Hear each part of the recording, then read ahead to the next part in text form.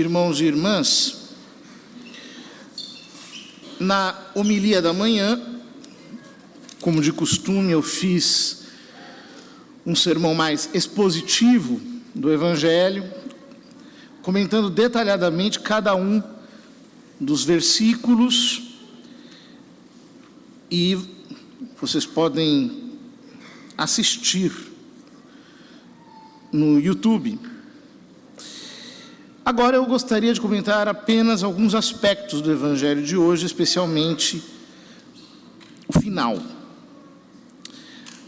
A parábola é conhecida, parábola dos talentos, está no final do discurso escatológico, capítulo 25 do Evangelho de São Mateus, que terminaremos no próximo domingo, que é a solenidade de Cristo Rei. O resumo da parábola é que Deus se faz representar pela figura de um patrão que entrega aos servos uma quantidade de talentos de acordo com a capacidade. O que recebe ao invés de trabalhar com o seu talento, esconde-o. E chega ao seu patrão, a quem ele diz umas palavras bastante desaforadas, dizendo que ele é severo, insinuando que é bandido, e por fim dizendo com uma sagacidade diabólica: toma o que é teu. Como se dissesse, nenhum sentiu a mais, nenhum sentiu a menos, só o que te toca. O patrão lhe diz: tirai dele o talento e dai-o àquele que tem 10. Porque a todo aquele que tem será dado mais e terá em abundância, mas daquele que não tem, até o que tem lhe será tirado. Quanto a este servo inútil, jogai-o lá fora na escuridão. Aí haverá choro e ranger de dentes. Numa menção bastante explícita à condenação eterna no inferno.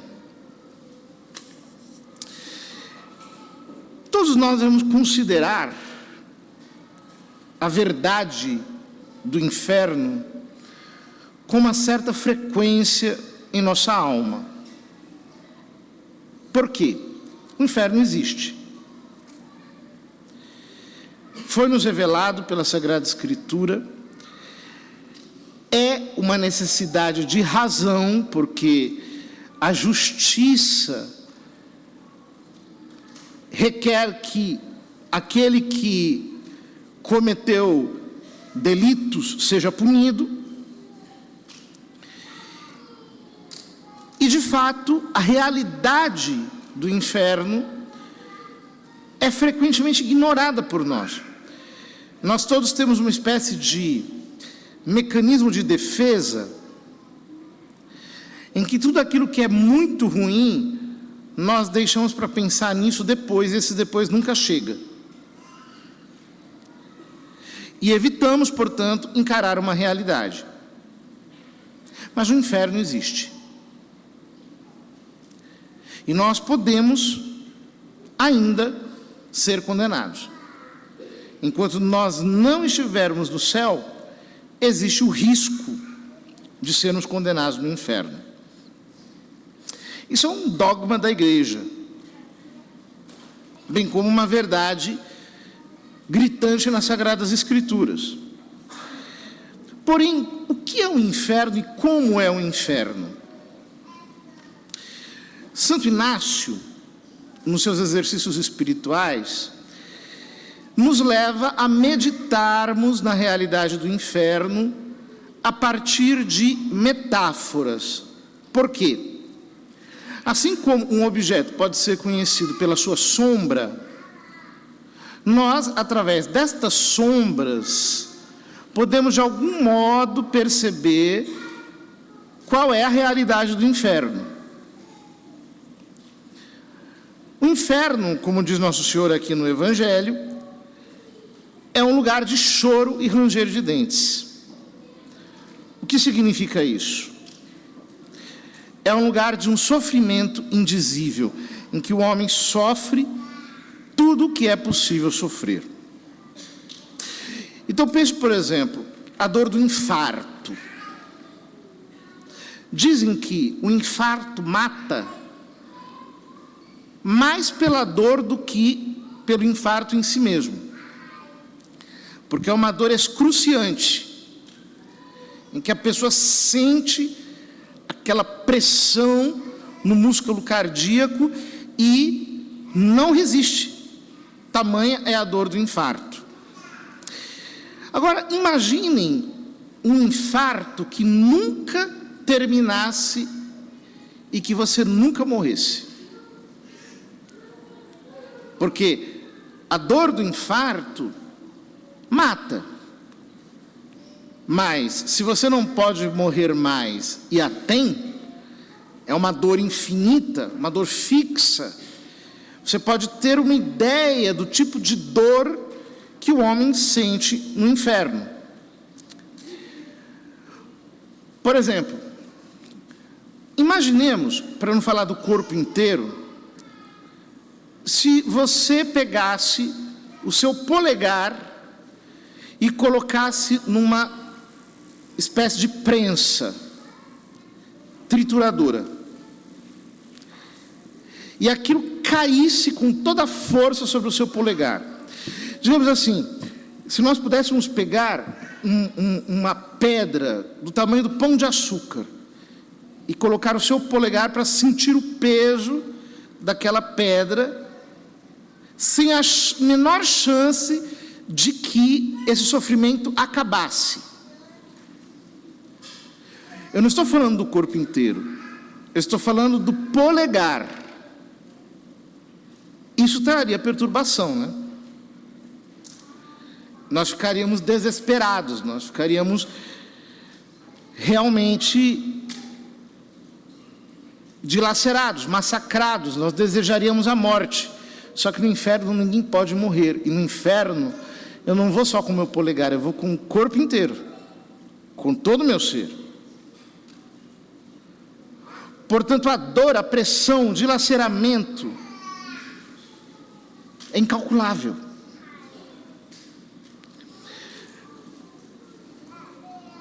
Os escritores eclesiásticos dizem que a eternidade é o inferno do inferno.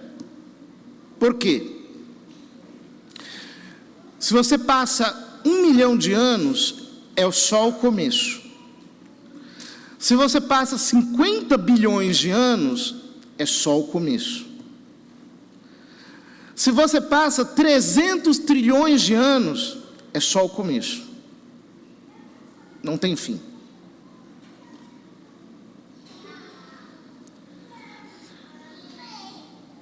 O sofrimento do inferno é, em primeiro lugar, um sofrimento da alma, não do corpo. E nós muitas vezes subestimamos o sofrimento da alma. Mas o sofrimento da alma é pior do que o sofrimento do corpo. Dou alguns exemplos. Uma vez houve uma notícia de que um cometa iria cair no Brasil, isso no século XIX. E teve um homem que se jogou num poço e se matou com medo de morrer.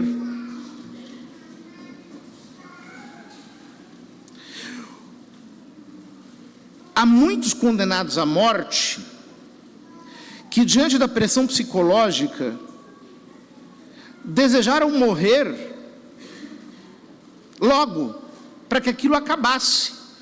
Porque o sofrimento interior, o sofrimento da alma, é pior do que o sofrimento do corpo. Luís XVI, por exemplo, foi guilhotinado pela Revolução Francesa, conta-nos o seu criado que ele foi acordá-lo na hora costumeira e lhe disse: Majestade, chegou o dia. Então ele ouvia de toda Paris os tambores, os gritos, as cornetas, as pessoas aclamando a sua morte na rua, os revolucionários querendo matá-lo. Então ele sai da cadeia e vai. O instante que ele morreu, o instante que a guilhotina passou pela sua cabeça foi curto. Ele sofreu mais no trajeto do que no momento em que foi guilhotinado. Esse é o sofrimento da alma. E juntamente com esse sofrimento da alma, que é tremendo, o sofrimento do corpo também perturba a alma. Digamos que você esteja com uma dor física, a sua alma vai ficar perturbada por causa da dor física. Agora imagine que no inferno, o homem tem a dor máxima de todas as doenças juntas. Você tem a dor do infarto, a dor de uma cólica renal, a dor de uma dor encefálica, de uma cefaleia aguda, a dor de ossos quebrados, mas o seu corpo está inteiro. É uma dor que te penetra inteiramente e da qual você não consegue ficar livre um instante. E não pode morrer, porque a alma é imortal. A Escritura fala que existe o fogo do inferno. E Santo Inácio nos convida a meditar sobre o fogo do inferno. Santo Afonso Maria de Ligório dizia que, comparado ao fogo do inferno, o fogo da terra é um desenho. E Santo Inácio dizia que o fogo do inferno é tão intenso que, se você jogasse um grande penedo, uma montanha de pedras, em menos de um segundo ela seria devorada. Ou seja, acho que todos nós aqui já tivemos a experiência de uma queimadura, né? Você, por exemplo, passa a mão numa panela quente. O quanto aquilo dói.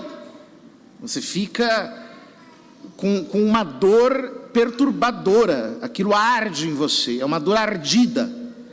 Agora, não é uma panela quente. É o próprio fogo do inferno que queima o corpo e queima a alma sem destruí-los para sempre. Não é um fogo luminoso, é um fogo tenebroso. Jesus diz: jogai-o nas trevas exteriores, na escuridão. É um fogo de trevas, mas é um fogo que queima com uma violência que nós não podemos imaginar. Os pastores de Fátima viram as almas sendo lançadas no inferno como num oceano de fogo. Então, vem aquelas considerações que permanecem sempre na nossa mente. Primeiro, o justo juízo de Deus. Cada condenado sabe que está lá porque mereceu. É claríssima a ideia. Deus foi justo. Mas esse pensamento da justiça só aumenta o ódio que ele tem a si mesmo. Porque ele começa a considerar o quanto ele realmente fez por merecer estar ali. Às vezes, quando a gente faz uma burrada, a gente às vezes até se esmurra, se estapeia. A gente fica com raiva da gente mesmo. Como é que eu pude fazer isso? Agora, isso diante de uma burrada qualquer. Imagine diante de um dano eterno. O ódio próprio que alguém sente. Depois, todos nós temos um instinto de sociabilidade. Isso está na nossa natureza. Imagine você passando, por exemplo, 3 meses dentro de um navio em que todas as pessoas se odeiam mutuamente, e se elas pudessem, elas se matariam umas às outras, e ficam o tempo todo tentando destruir e abominando-se mutuamente. Você iria para esse navio? Não. Só de pensar numa situação dessas, nós ficaríamos desgostosos. Ou, por exemplo, pense numa pessoa que é objeto de ódio social. Todos odeiam, todos querem destruí-lo, todos querem matá-lo, todos querem a justiça contra ele. Ele não pode sair na rua sem ser agredido por alguém. O sofrimento psicológico é tão grande que muitos não aguentam, se matam diante do ódio público. Outros chegam até a morrer. Há alguns meses atrás, uma televisão fez um documentário acerca de um assassino famoso, e quando o documentário foi rodado na televisão, o próprio assassino, que era objeto do documentário, morreu pela tensão que a exposição do seu crime causou na sua alma. Ou seja, o ódio alheio é extremamente perturbador. Agora imagine o que é estar no inferno, convivendo com Satanás, os demônios, os outros condenados, sendo odiado por todos, sendo perseguido por todos, perpetuamente, sem descanso, sem cansaço, sem dormir, sem poder, por um instante sequer, estar livre daquilo. Que terrível perturbação é essa? Nesse estado, nós nos lembramos dos momentos bons que nós tivemos aqui na Terra com uma lembrança dolorida, amarga. Nós nunca mais teremos aquilo de volta.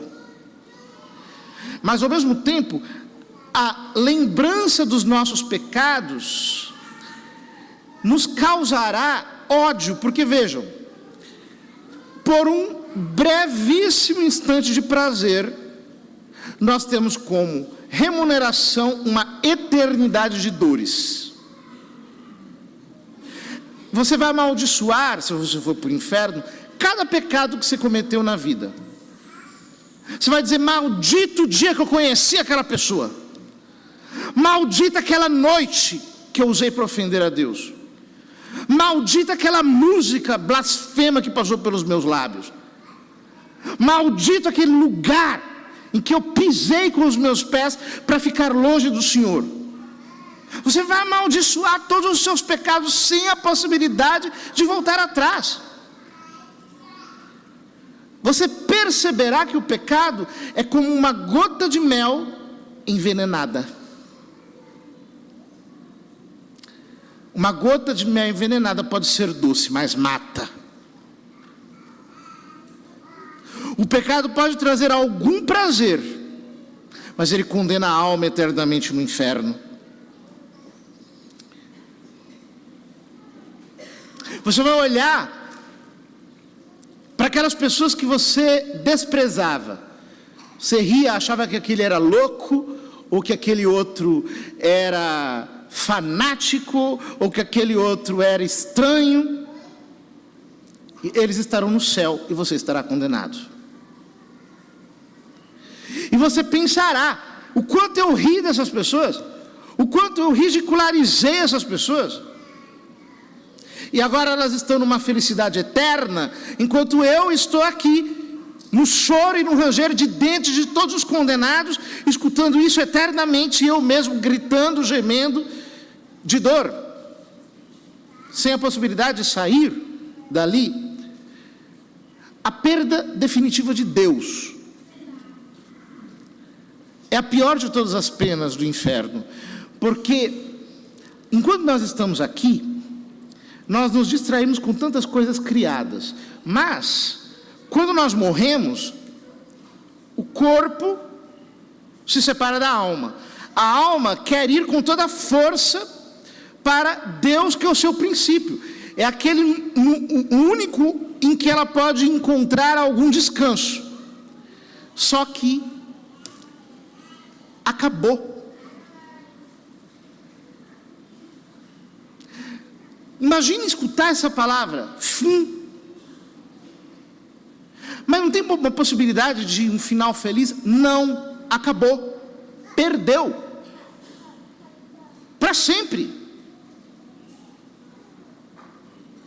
sem possibilidade nenhuma de retorno. Por que é bom considerar essas verdades? Por que nós precisamos considerá-las, ao menos de vez em quando? Primeiro, porque nós não podemos ignorar a realidade. Não podemos ignorar a realidade. Se você ignora um perigo, não significa que ele não existe. Por exemplo, você pode passar pelo meio de uma comunidade dominada por bandidos e pelo tráfico, ignorando o fato de que você pode tomar um tiro. Mas por mais que você ignore, você pode levar um tiro. Então nós precisamos considerar essas realidades. Não brinque com o inferno. Cada vez que uma pessoa comete um pecado grave, ela se coloca a si mesma no inferno, com a possibilidade de morrer, porque a morte pode nos investir a qualquer momento. Para morrer você não precisa ser velho, para morrer você não precisa estar doente. Você pode morrer do nada. Ontem mesmo eu via um cantor cuja voz eu aprecio muito. Para minha surpresa, ele morreu repentinamente alguns anos atrás, não sabia. Morreu assim, jogando vôlei. Teve um infarto, morreu.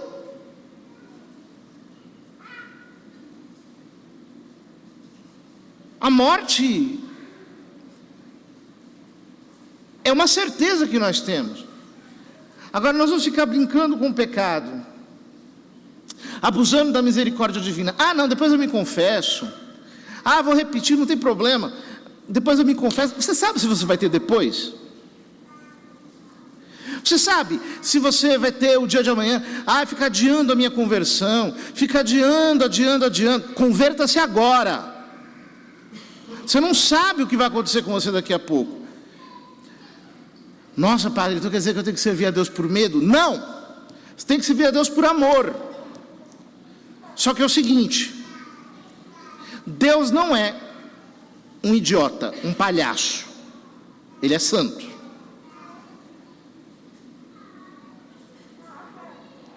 Isso significa que nós todos temos que ter o temor do Senhor em nosso coração. Quando Nossa Senhora apareceu em Fátima, ela disse aos pastorinhos que eles deveriam rezar muito pelas almas, porque mais do que nunca as almas se condenavam ao inferno. E foi ali em Fátima que foi ensinada aquela oração pelo anjo. Ó meu Jesus, perdoai-nos, livrai-nos do fogo do inferno. Você diz isso com consciência, ou você diz isso assim, por dizer? Você faz essa petição a Deus: Senhor, me livra do fogo do inferno. Por exemplo, na missa, né? Na oração eucarística primeiro, nós dizemos: livrai-nos da condenação e acolhei-nos entre os vossos eleitos. Eu tenho consciência disso.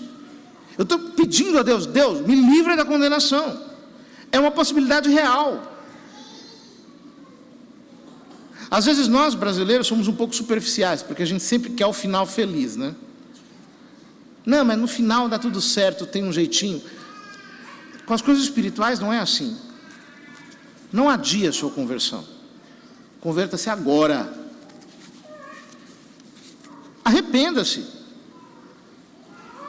Porque o pecado é algo tão terrível que faz um Deus tão bom, tão cheio de misericórdia, tão cheio de amor, ser obrigado a condenar alguém que rejeitou a sua graça. Que nós não estejamos no número dos precitos, no número dos condenados, porque você pode ter tudo aqui neste mundo, se for para viver eternamente no inferno, você entenderá que não terá valido a pena.